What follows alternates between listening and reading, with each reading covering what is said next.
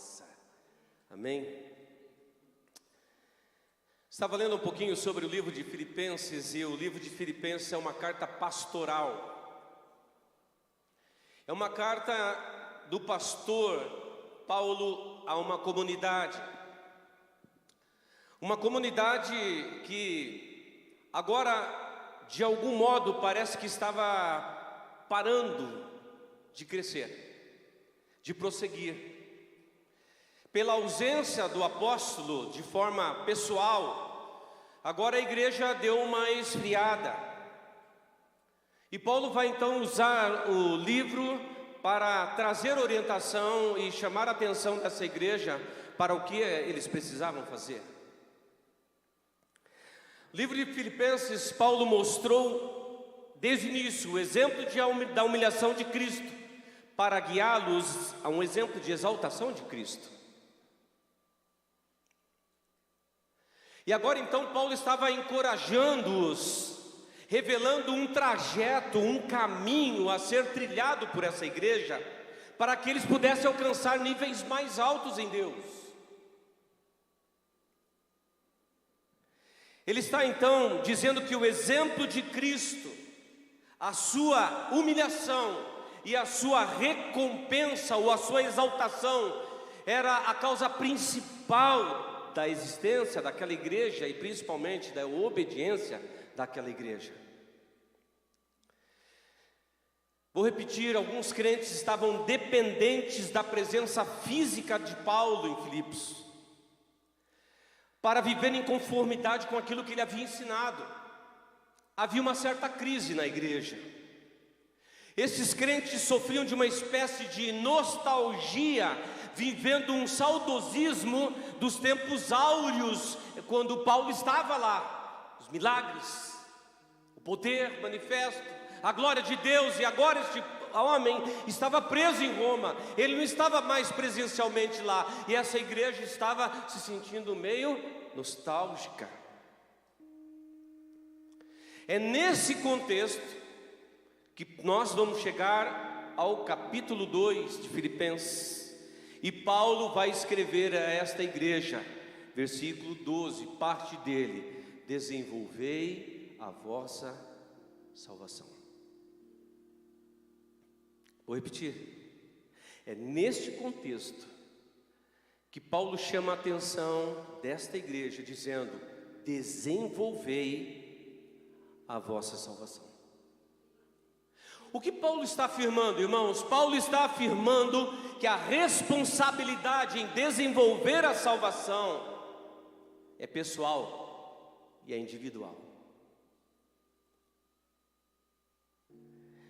Paulo está afirmando o desenvolvimento do seu caminhar, o desenvolvimento da sua salvação independe de mim, Paulo, independe da minha presença com vocês, porque esta é uma responsabilidade pessoal. Como está o teu caminhar com Deus?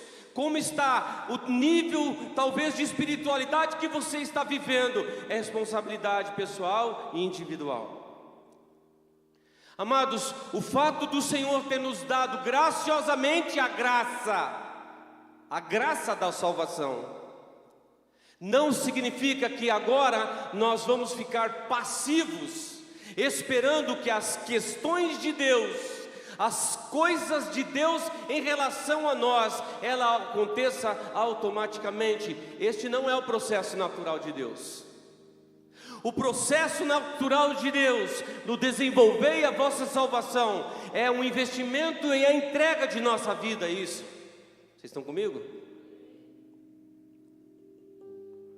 A salvação é de Deus e nos dada por Deus, mas eu e você precisamos desenvolvê-la.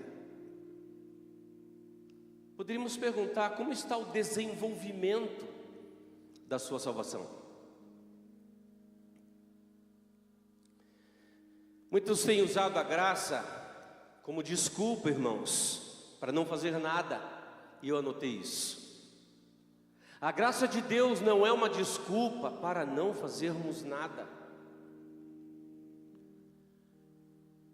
Eu li sobre Henry Hendrickson, e ele interpreta corretamente quando diz que a palavra desenvolvei traz a ideia de esforço contínuo, vigoroso, extremo. O que ele diz é para nós trabalharmos até a consumação, sem parar, constante. Escute o que eu vou te dizer, porque isso é importante. Desenvolver é um chamado ao crescimento. Desenvolver é a oportunidade de tornar a nossa vida cristã com muito mais consistência e firmeza. Desenvolver é a única possibilidade de experimentarmos as profundezas de Deus e os mistérios de Deus.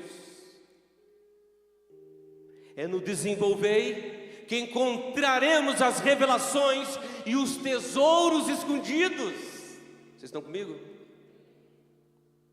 Desenvolver é a única possibilidade de crescimento e amadurecimento em nossa vida. É a partir da minha entrega, é a partir da minha correspondência que eu desenvolvo a minha salvação. E é disso que Paulo estava escrevendo à igreja de Filipos. Eu escolhi um tema porque eu quero usar esse personagem como exemplo, para exemplificar um pouco daquilo que eu estou falando nessa manhã. E o tema é Nicodemos e um encontro transformador.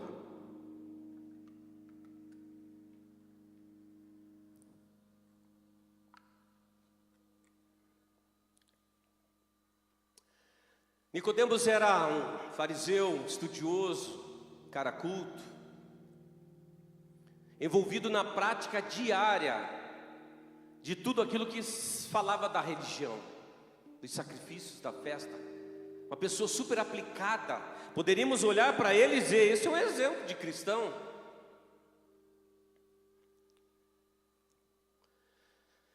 Jesus estava então vivendo e convivendo na região de Jerusalém, e agora Nicodemos percebe os milagres, o mover de Deus sobre a vida de Jesus, tocando pessoas, sendo curadas, libertas. E este homem agora, inconformado em ver tantos sinais miraculosos, ele vai a Jesus, porque a conversa entre os fariseus era que Jesus fazia aquilo por Beelzebu. E ele foi a ter com Jesus de noite, para talvez não se comprometer muito com aquilo, mas ele foi para tirar as suas próprias conclusões.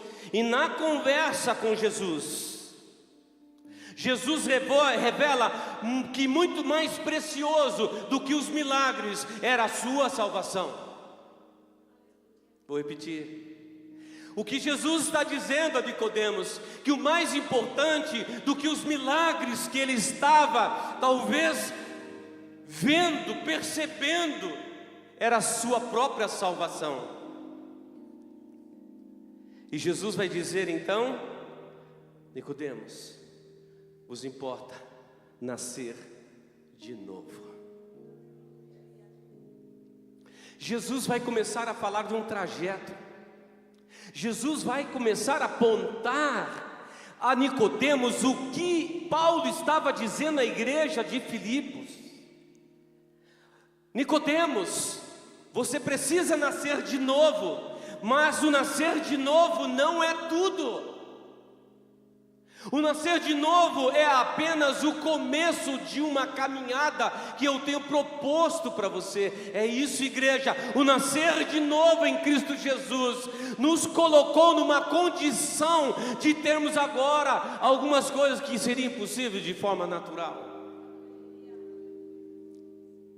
Mas é apenas o começo. E o que nós vamos perceber é isso, irmãos, quando eu e você entregamos a vida a Cristo. A Bíblia diz que eu e você nascemos de novo no Espírito. É como se o teu espírito até então estivesse, adormecido. E agora você entrega a vida a Jesus, e o Espírito de Deus vem sobre você, e agora vem sobre o teu espírito, e o teu espírito é iluminado, e você nasce de novo do Espírito. Agora o Espírito de Deus habita no teu espírito.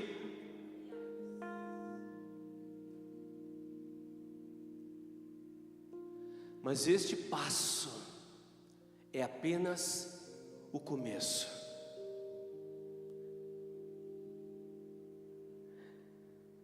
Jesus vai revelar a Nicodemos algo surpreendente. Você já leu esse texto de João 3 várias vezes, com certeza. Muitos podem pregar sobre isso, né, Clóvis?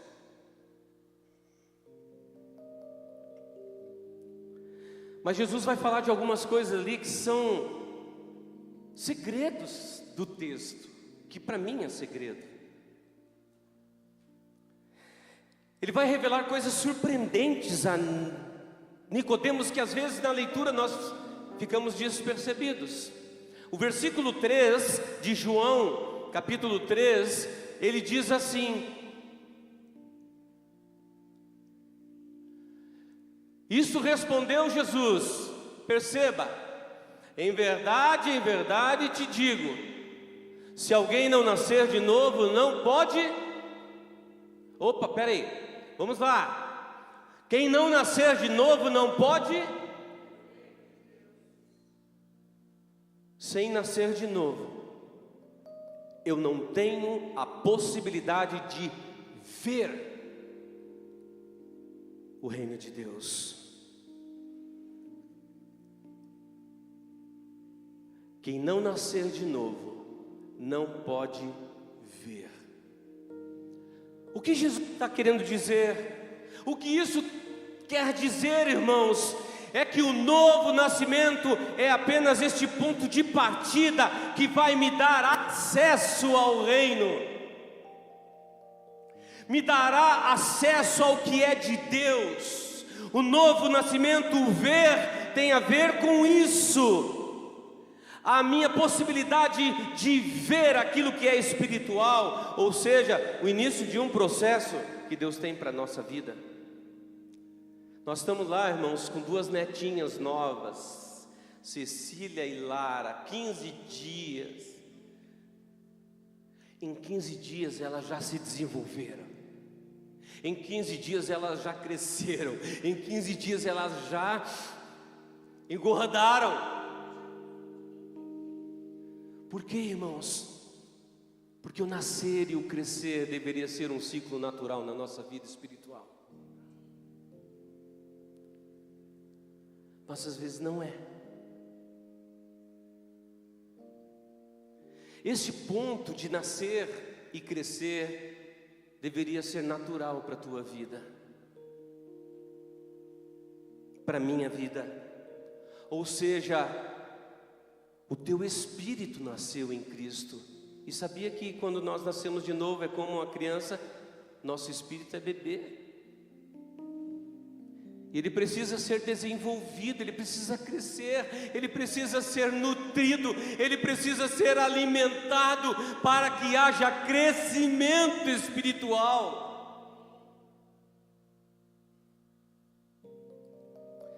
Jesus está dizendo, preste atenção. Jesus está dizendo a Nicodemos: o novo nascimento lhe permitirá ver. O que é ver? Ver é contemplar, ver é observar, ver talvez seja perceber o reino. E ele está dizendo: Nicodemos, você está vivendo pelos teus próprios esforços, tentando tocar o reino, adentrar o reino, perceber o reino, através das festas, dos sacrifícios, mas isso não irá te suprir. Você precisa nascer de novo. Mas o nascer de novo, preciso repetir, na tua vida e na minha vida, é apenas o ponto de partida para uma caminhada espiritual. Amém, irmãos? E como eu sei disso? Porque Jesus vai falar algo ainda mais surpreendente no versículo 5. Ele vai dizer: quem não nascer da água e do Espírito não pode... Espera aí.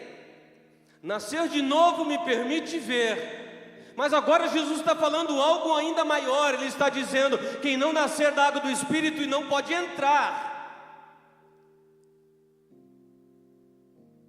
Não somente ver. Jesus está falando da possibilidade de entrar. O que é entrar, irmãos? Vocês estão comigo? Você precisa prestar atenção. Entrar, irmãos, aqui é tocar. O entrar agora é possuir. O entrar é viver experiências.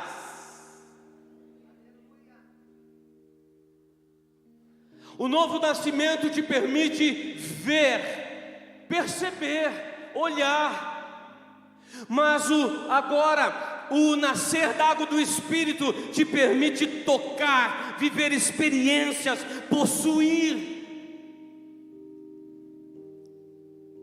Amado e amada irmã, o nascer de novo só te permitiu contemplar, observar, perceber. Mas à medida de nosso desenvolvimento, da nossa entrega, da nossa renúncia, da nossa busca, no nascer da água e do Espírito, eu agora consigo tocar. Agora eu vivo experiências. Agora eu sou cheio do Espírito. Agora o Senhor compartilha comigo dons, frutos, à medida do meu desenvolver a salvação. Sabe o que é curioso, irmãos? Honestamente eu não li isso em nenhum lugar. Eu creio que o Espírito Santo soprou isso para mim. Porque Jesus estava falando com um fariseu conhecedor profundo das leis, daquilo que era a lei mosaica, de tudo aquilo que o povo viveu. E Jesus estava usando, sabe o que? A figura do tabernáculo para falar com Nicodemos. O que é do Antigo Testamento, aquilo que é do Velho, a palavra de Deus diz que são sombras daquilo que haveria de vir. Inclusive, a figura do tabernáculo eu já usei aqui. Hebreus 10:1 vai dizer assim: tendo as leis as sombras dos bens futuros, e não a imagem exata das coisas. Ou seja, aquilo que era antigo, inclusive a figura do tabernáculo, eram figuras daquilo que haveria de vir. E nós vamos ver esse cumprimento em Cristo Jesus. Colossenses 2,17 ele vai dizer: esses rituais são sombras do que haveria de vir, a realidade todavia encontra-se em Cristo. O que o Senhor estava falando, para que este homem compreendesse, era usando a figura do tabernáculo. Coloca para mim essa figura.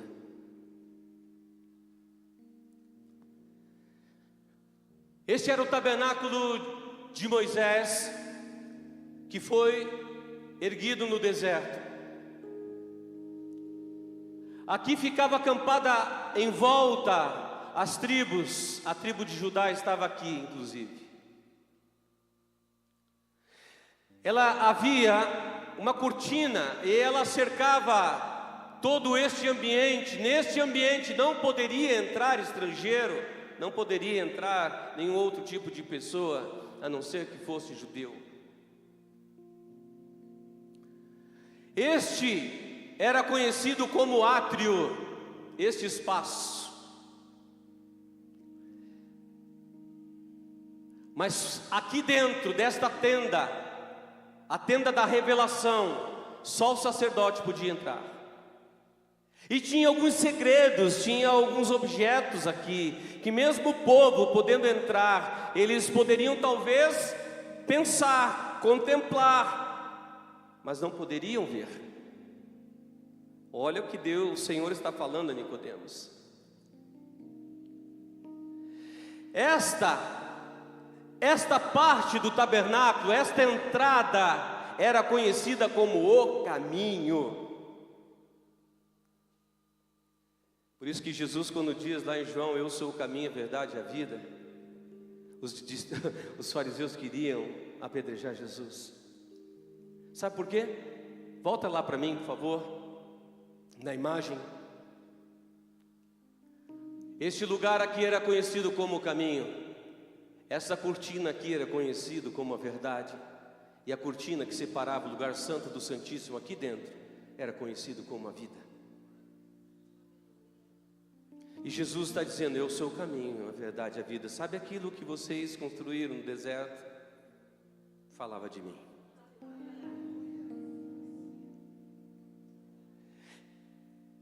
E Jesus diz assim a Nicodemos: quem não nascer de novo, quem não passar por Cristo, quem não passar, põe lá a imagem para mim, por favor. Quem não passar por Cristo, quem não nascer de novo, porque só pode entrar aqui quem passar pelo caminho. Quem não nascer de novo, não pode ver o reino.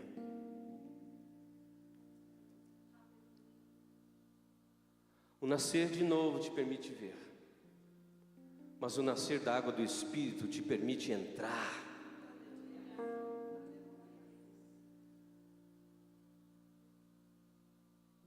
Tocar, acessar, viver experiências.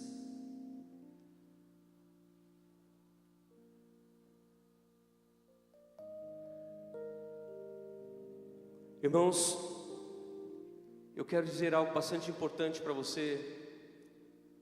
A maioria dos crentes nasceram de novo e agora fizeram acampamento aqui após entrar em Cristo e vivem sua vida aqui. Vive a sua vida cristã neste ambiente de átrio, sem profundidade, sem revelação. Por quê, irmãos? Porque o caminho proposto para desenvolver a nossa salvação, ela tem um trajeto de renúncia, de entrega. Porque o primeiro objeto que se encontrava aqui, ao entrar em Cristo, ao entrar no sacrifício, é a proposta do sacrifício do eu. Lembra que aqui é o altar de sacrifício, onde eles ofereciam os animais, o sangue dos animais, os sacerdotes. Aqui está o altar de sacrifício, e você, ao adentrar em Cristo, para prosseguir o caminho, o trajeto, tem uma sequência em Deus, tem uma sequência no Espírito, e o primeiro lugar que o Espírito Santo vai te levar é o altar de sacrifício. Aonde o teu eu, aonde o teu velho homem, aonde o teu ego terá que ser sacrificado, terá que morrer. Por isso encontramos muitos cristãos infantis, porque eles nasceram de novo, estão em Cristo, mas não se desenvolveram. Não se deram ao processo, não se entregaram ao processo, e agora permanecem em Cristo, mas permanecem simplesmente no ver.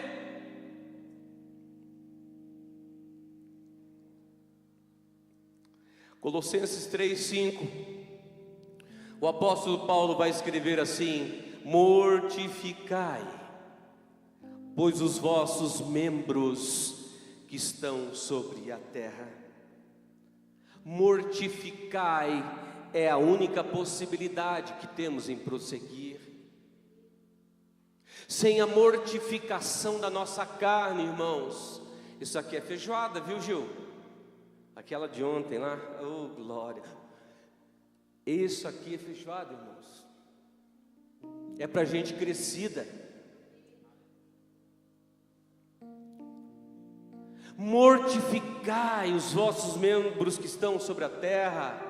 A prostituição, a impureza, apetite desordenado, viu, concupiscência, que é a avareza, que é a idolatria. Mortificai. Volta para minha imagem, por favor.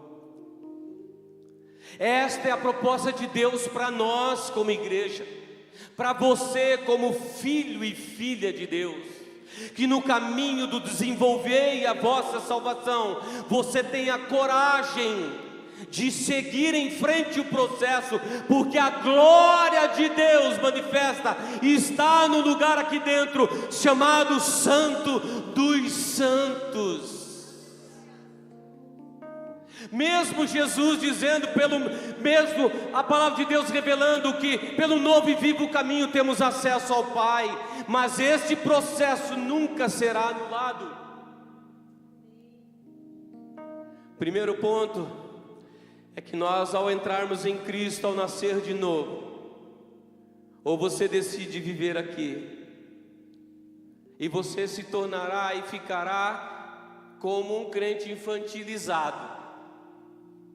Você vive das experiências dos outros, você vive do testemunho dos outros, você celebra quando os outros contam as suas vitórias, né?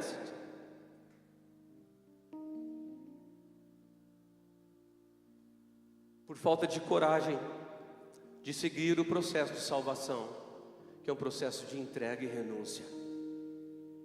O primeiro lugar que encontramos aqui, então, é o altar de... Quero te dizer, e essa frase é bastante importante: a medida da minha entrega será a medida da minha revelação. O altar de sacrifício é o lugar de rendição, e a medida da minha entrega é a medida da minha revelação. Eu anotei essa frase. Está aí? Não? A medida da minha entrega será a medida da minha revelação. Irmã Glória, poderoso isso.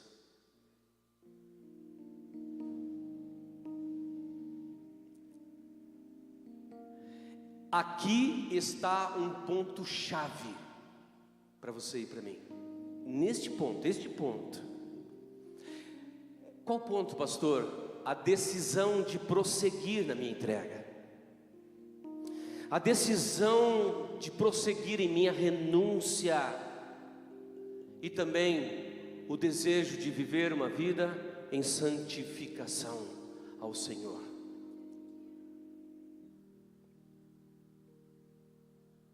É a partir desse ponto, irmãos, que eu entro. Lembra que Jesus disse? Quem não nascer da água e do Espírito. Põe a imagem para mim lá de volta. Irmão, aqui está o nascer do Espírito. Quando eu sacrifico o meu eu, a minha carne, a vida do Espírito começa a fluir. Porque enquanto a nossa carne for forte, o nosso Espírito será fraco. Mas enquanto o nosso Espírito for forte, a nossa carne irá mortificar, como o apóstolo Paulo fala em Colossenses. Prosseguindo neste processo de desenvolver a salvação, nós chegamos ao segundo objeto do tabernáculo, que era a bacia de lavar. Bacia de lavar fala de um lugar de purificação. Volta a imagem para mim. Era nessa bacia de lavar que o sacerdote, depois de fazer os sacrifícios, estava com as suas mãos sujas, certamente, e assim por diante. Ele então ia ao altar de bronze, na bacia de lavar. E agora se lavava as mãos, lavava os pés, porque só a partir de se lavar que ele estava apto para entrar. Pode voltar a imagem lá para mim. Olha que curioso. A bacia de lavar, ela é feita de um material chamado bronze batido. Eles não tinham espelhos, mas muitos deles usavam o bronze batido para se ver. E esta bacia de lavar, ou talvez o altar de bronze, dava a oportunidade ao sacerdote, à medida que ele se lavava, ele agora se via. E ele, ao se ver, ele se contemplava, ele disse: será que eu estou apto a adentrar? A bacia de lavar é o nascer da água. Que Nicodemos estava dizendo, que o Senhor estava dizendo a Nicodemos.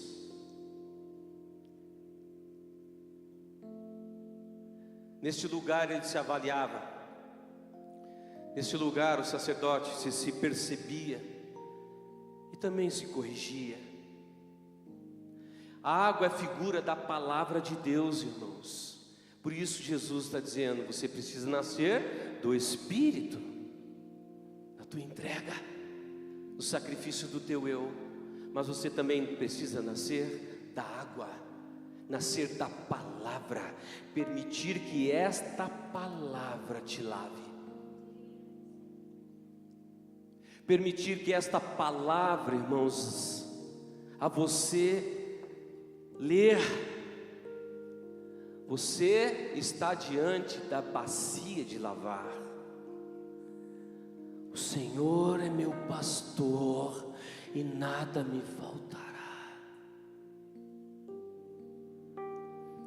É o crente diante da bacia de lavar. Isto é o nascer da água. É disso que Jesus estava falando a Nicodemos. Vos importa nascer de novo, mas também para que você veja, acesse, toque, você precisa nascer da água e do Espírito.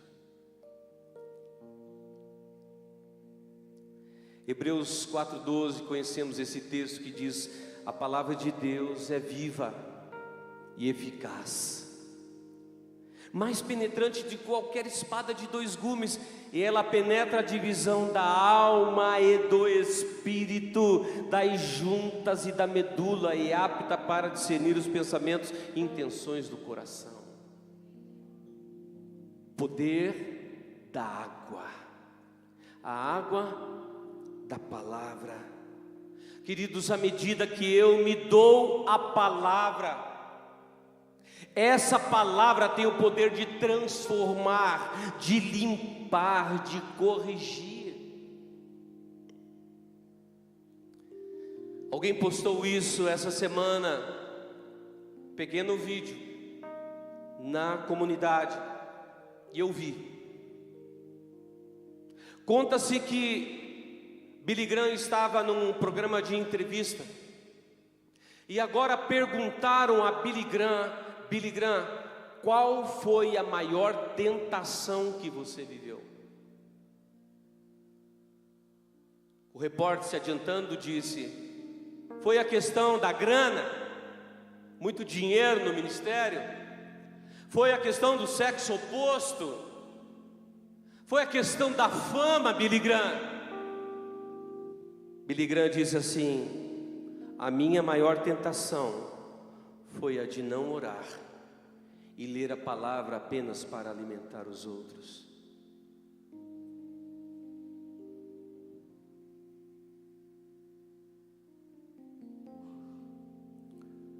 Há um processo de Deus para nós, irmãos. O desenvolver a salvação vai passar por estes lugares.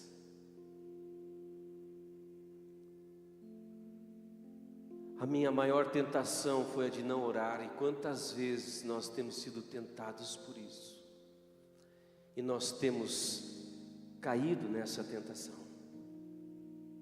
de não orar e de não nos alimentar com as palavras de Deus. Queridos, acho que na minha casa eu devo ter umas 10 traduções de Bíblia, e você também deve ter. Essa palavra, irmãos, para chegar na tua e na minha mão, custou demais. Teve um custo altíssimo para que ela estivesse em nossa mão. Gente morreu por ela, gente se sacrificou por ela, gente se deu a ela, se dedicou a escrever ela. Mas às vezes está aberto no Salmo 91, com uma página amarelada dentro do nosso balcão.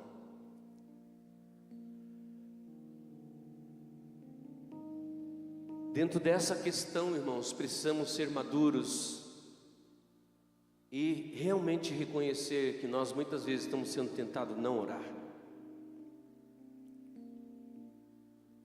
e de não ler, mas só consegue ver, segundo a palavra de Jesus, acessar coisas novas, viver experiências profundas, à medida que eu me entrego no altar de sacrifício e também na bacia de lavar. É disso que Jesus estava falando a Nicodemos. Então chegamos a outra figura, que é o lugar santo. É aquela tenda por dentro. A partir daqui, onde nós tínhamos fora o altar de sacrifício, o altar de bronze, aqui nós tínhamos uma cortina, impedia as pessoas de ver aqui dentro, impedia as pessoas comuns de acessar aqui. Só o sacerdote fazia isso. Esse lugar aqui, irmãos, é figura de um lugar mais exclusivo para aquele que se sacrificou e se lavou. É um lugar mais íntimo, é um lugar muito mais pessoal, em que está aberto para você e para mim.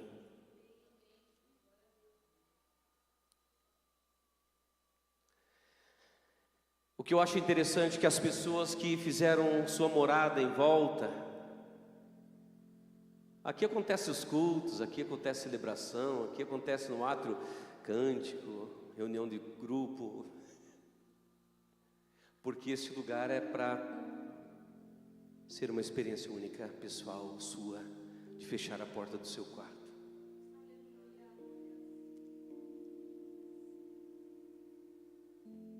E aquele Deus que te vê no secreto te recompensará.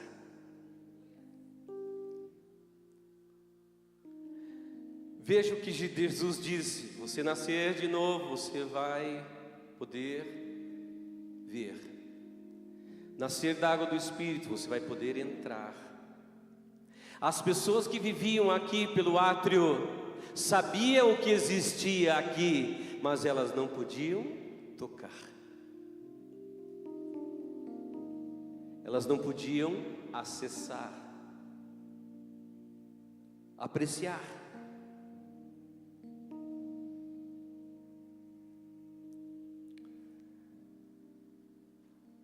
O primeiro objeto que nós temos aqui é o candelabro. Este candelabro é figura do Espírito Santo e da unção do Espírito Santo, porque ele era alimentado por um azeite especial, cheio de especiarias, onde ele perfumava o lugar e também iluminava. Era de ouro batido, porque não tinha composição nenhuma nele, apenas ouro, que fala da divindade, exclusivamente de Deus. Mas o sacerdote tinha uma responsabilidade aqui, sabe o que era? Alimentar de azeite o candelabro. Porque se ele não alimentasse de azeite o candelabro, não haveria luz. Essa é a figura sua e minha. Sem o azeite, não há luz. Sem azeite não há vida no Espírito. O segundo objeto que nós vamos encontrar aqui era a mesa de pães asmos, ou a mesa da propiciação. Essa mesa, irmãos, curiosamente ela é feita de madeira de acácia, coberta com ouro. Uma das madeiras mais difíceis de trabalhar, que fala da sua humanidade, da minha humanidade, mas agora coberta de ouro, falando da divindade, e agora podemos ser úteis. É a nossa humanidade coberta com a divindade, e agora podemos ser útil.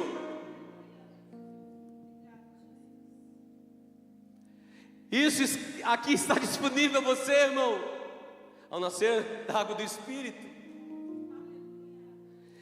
Outro objeto, irmãos, era aqui o altar de incenso, também feito de madeira de acácia, coberto de ouro. Este incenso, irmãos, ou altar de incenso, ele estava no lugar mais próximo do Santíssimo Lugar. Aqui existia aquele véu que separava. O altar de incenso fala de adoração e intercessão. Você vê que à medida que você desenvolve sua salvação, coisas novas começam a acontecer? E é neste lugar que acontece a adoração íntima, profunda, no seu quarto, onde ninguém vê, mas você está lá e o Senhor está te vendo.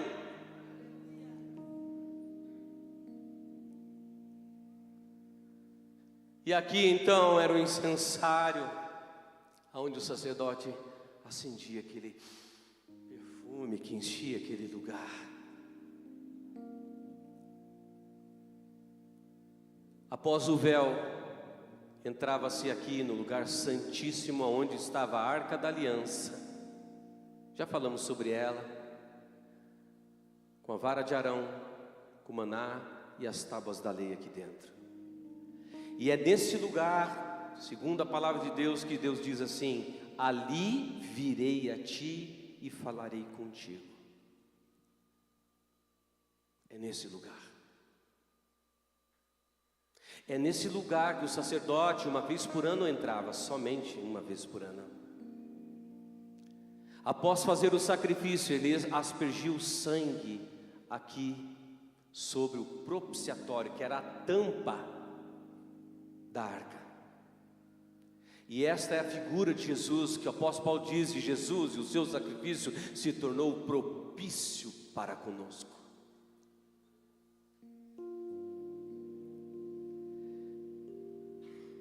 É este lugar que também está aberto, é este lugar que quando Jesus expirou, diz a palavra de Deus, entregou-se, o véu do templo se rasgou de alto a baixo. Era este lugar, declarando: você e eu temos acesso, livre acesso a Deus, livre acesso ao Pai, livre acesso ao Espírito, livre acesso às coisas de Deus, porque isso foi conquistada por Jesus Cristo.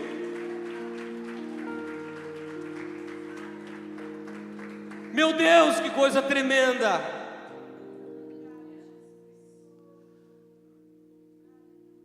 Nessa manhã nós temos uma declaração do Senhor para conosco: filho, filha, eu tenho mais para você.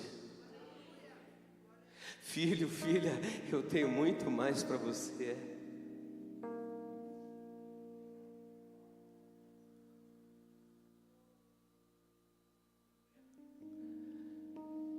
Estou terminando. Perceba nessa figura o que Jesus disse a Nicodemos: importa-vos nascer de novo. O nascer de novo não será imprescindível para acesso à vida de Deus, mas este é apenas o início de um trajeto.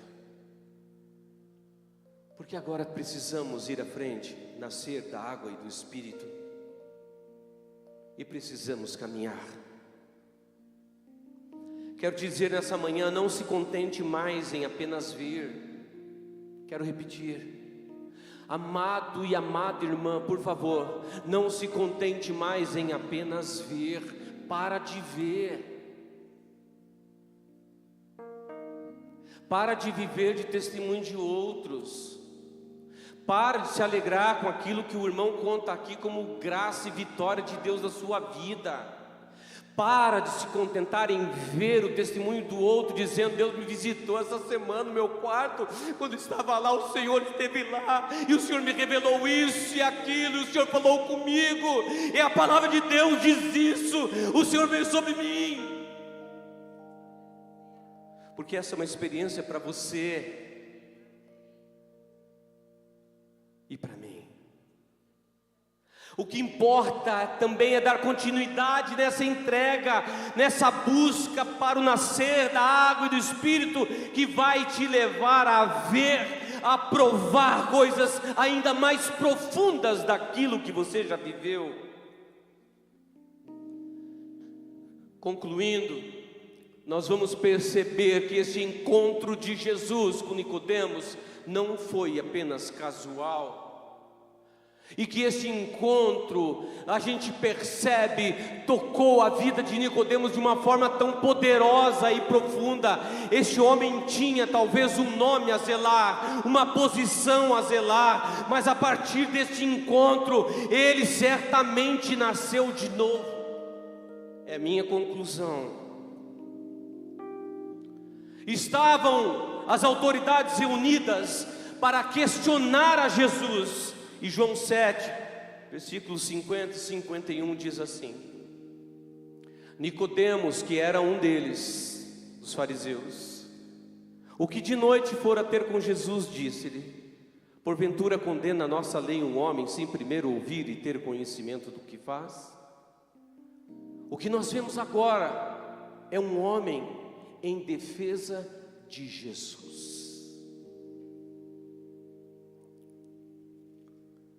Vamos falar de Nicodemos 3 vezes apenas: o encontro com Jesus, este momento, e João 19, 38 a 40, após a crucificação de Jesus. Diz a palavra de Deus: depois disso, José de Arimateia, o que era discípulo de Jesus, mas oculto por medo dos judeus, rogou a Pilatos que lhe permitisse tirar o corpo de Jesus, e Pilatos lhe permitiu. Então foi e tirou o corpo de Jesus. E foi também Nicodemos, e foi também com ele Nicodemos, e foi também com ele Nicodemos tirar o corpo de Jesus da cruz.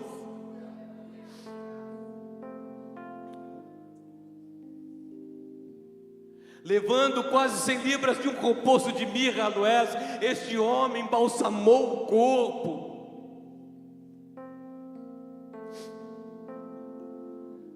E tomaram, pois, o corpo de Jesus. Quem tomou? José de Arimateia e Nicodemos. Envolveram em lençóis com as especiarias, como os judeus costumavam fazer na preparação do sepulcro.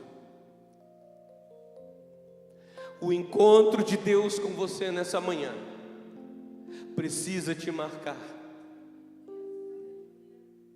O encontro de Jesus com você nessa manhã precisa tirar você deste engano que você vive, talvez de uma vida religiosa apenas. Porque quando Jesus fala essas questões todas, Nicodemos, um homem culto, conhecedor de tudo, o Senhor diz: você não entendeu nada ainda, Nicodemos. Porque esse homem diz: como que eu vou voltar para o ventre da minha mãe? Era um homem com conhecimento, mas sem discernimento. Porque o discernimento só viria a partir do nascer de novo. Queridos e amados irmãos, precisamos sim sermos uma igreja madura, mas para que nós sejamos uma igreja madura, nós precisamos desenvolver nossa salvação.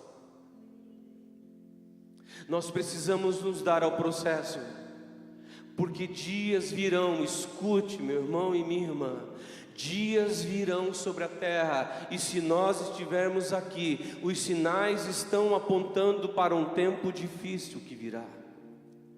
E eu não sou profeta de má notícia, é a palavra de Deus quem diz. Nós precisaremos estar e ser intensos em Deus, para nós podermos passar por este tempo difícil. Se vivermos apenas no ato, se nós vivermos neste ambiente apenas de encontros, de cultos, de celebrações, sem uma intimidade pessoal, sem uma entrega pessoal, sem uma vivência pessoal e diária com Jesus, temo que a tua fé não seja suficiente para poder te levar a suportar os dias que virão. Essa é uma palavra de graça, sabia? Você sabia que essa é uma palavra de graça? Porque quem ama, cuida. E o Senhor te ama tanto, que nessa manhã nos chama essa atenção, dizendo: filho, dizendo: filha, prossegue no processo. Você parou. prossegue no processo que um dia você parou, porque eu tenho mais para a tua vida. Gostaria de te convidar a ficar de pé e vamos orar.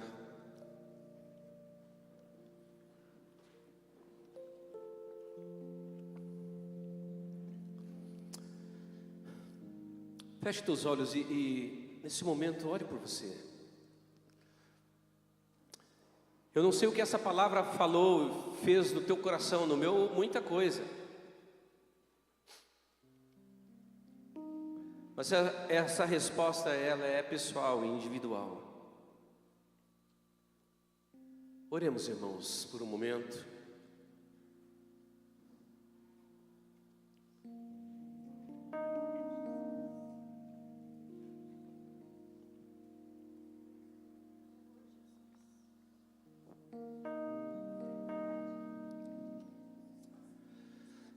Senhor, nessa manhã nós vamos ao Senhor, agradecendo ao Senhor por sua graça sobre nós, o seu sacrifício, sua entrega de amor por cada um de nós.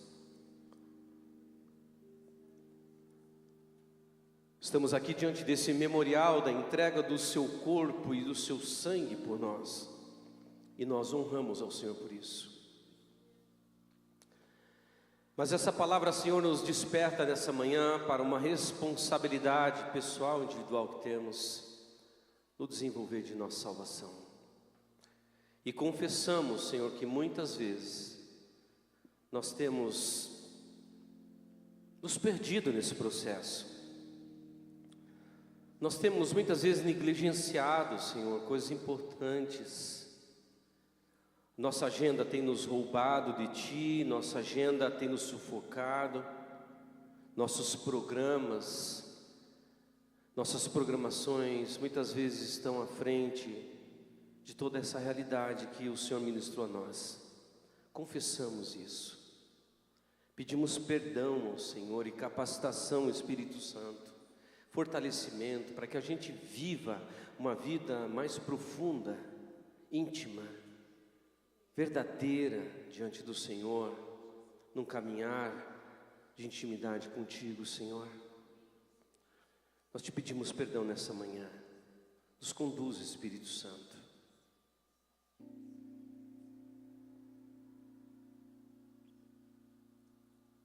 Queremos nesse